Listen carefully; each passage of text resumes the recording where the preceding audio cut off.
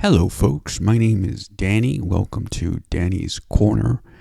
And today I would like to talk about blindness. As always, this channel is so I can inform you about how I do things on a daily basis. I know that there are other channels with blind people and they tell you how they do things. And just remember that each and every one of us is different. So, with this, what I would like to do is go step by step. I know that a lot of my videos are quite long. I'll try to make them shorter, but it's just so much that I have to share. I'll try to keep it short and then hopefully create more videos. And if you want me to go longer, I will. Also, if you could let me know, please, if you're able to see me. I'm trying my best to do this visually so you guys can at least see who's talking to you and stuff like that. I can't say the other way around because I'm not able to see you, but that's okay. All right, so the reason I started this channel, in case you are new, is for the reasons I just said. Also because I noticed that there was a lot of misinformation, a lot of questions like how do you use a computer? Not to me, but to other blind people who have posted a comment on YouTube. How do you do this or how do you do that? And I know you won't see this comment, but let me tell you that. And then they followed by either a mean remark or something good. And so I started this channel because of that, because I would like to educate people. I would like to definitely tell you how, as I said before, how I do things and how a lot of blind people share the same things, right? The same technology, but we all use it in varying ways, different ways. And the best way that I can show this to you or illustrate this to you is by an event that happened yesterday. I went to an event yesterday afternoon where Hispanic month, although it was the last month in September, this time they did it a little bit later. Regardless, there were 6 Latin American countries represented. It was El Salvador, Guatemala, Honduras, Panama, Colombia, and Mexico. As some of you may know, or those of you who are more Latin American or have explored the Latin American culture, there are 21 or 22 countries that speak Spanish only in the Americas. We're not talking about Africa nor Asia, as there are places in those continents that speak Spanish as well. And let's not forget, too, those people that learn Spanish without being their mother tongue. With that said, in each of these countries, you will find that a lot of people say words differently, and they use different expressions.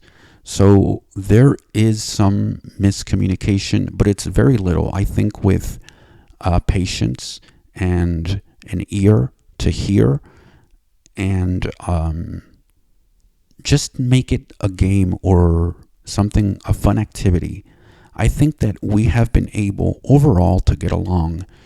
Now, I'm not saying that it's always perfect. Obviously, there are struggles. There are always people hating on other people, just like with every culture. And that's unavoidable, unfortunately.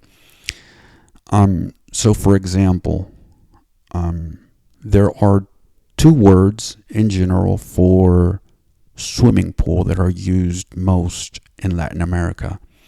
Mexicans use alberca, and most, if not the rest of Latin America, uses piscina, such as myself. Um, what other? Oh, for example, yesterday too, we were talking about different words for different things. So another word is plátano. Plátano in Spanish can mean one of two things. In Mexico, what they call plátano, it would be equivalent to a banana in English. In other countries, such as in El Salvador, they call it, the banana is called guineo or banano or banana. It's basically the same thing. And there is also another related fruit, if you can call it that, within that banana family. It's the plantain. You fry plantains. I know Cubans have that. People from the Dominican Republic have that. If you guys know anything about plantains, have you eaten them? You can share your stories. They're really good, by the way. So we have them in El Salvador. We eat them, and they're great. That is what we call plátano. So these are just two examples of how, different words can mean different things to every person, and we understand one another. In that same way, blind people are the same way. We're not going to always agree on how to use things. We might have different approaches on everything from how to use a cane to how to use a particular computer software, to how to travel, etc. And so you cannot place us all in one basket and say that we are all the same, and so forth and so on. And this is why I'm doing these videos, to educate you. There are lots of blind people. Blindness is not only that individual who is totally blind, such as myself, but blind is classified as somebody who can only see a little bit, somebody who has peripheral vision, and it's just another way. There's just a lot of people that the word blind applies to, and so can you just imagine saying that all of us are the same? It's just as ignorant if I were to say that everybody who speaks Spanish is Mexican. It would be an incorrect statement. So just remember that when you interact with us, ask us first, how would you like to be guided? How would you like me to help you, or how can I help you? It's very important. As I said with the cane, for example, some people call it the white cane, some people call it just a cane, but always go to the proper term. It's not that hard. This is why I am here, and other blind people are here to teach you. And the reality is too, you may decide to click off this video and watch another thing. That's up to you. I don't lose anything. I'm already blind. I already know how to do things. Do I do them perfectly? No. There's a lot for me to understand. There's a lot for me to know. But I already know how to navigate this life as a blind person. The reality is that as a able-bodied person, you don't know if you will become disabled and when you will become disabled, and you don't know what disability you may have. A lot of people find out that they have a genetic disability, and they don't find that out until they're 40 or 50, and they were unaware of this for the majority of their lives. I'll give you an example. Stephen Hawking. He resisted the idea of having a disability, I guess, at the beginning. But then he said, well, what choice do I have? Well, I do have a choice. The thing is, do I want to take it? And so with all of the things that, it was hard for him to do because of his disability, he chose to fight. And what I mean by that is not give up, not let his disability get the best of him. And this is what people like me are doing. I'm here on YouTube recording videos, hoping that somebody will listen to me, hoping that somebody will see me, hoping that somebody, when and if they become blind, either now or in 10 minutes or whatever, and I don't wish that upon anybody. That's not what I'm saying. But you need to face the reality that could happen. That our bodies will break down at some point or another.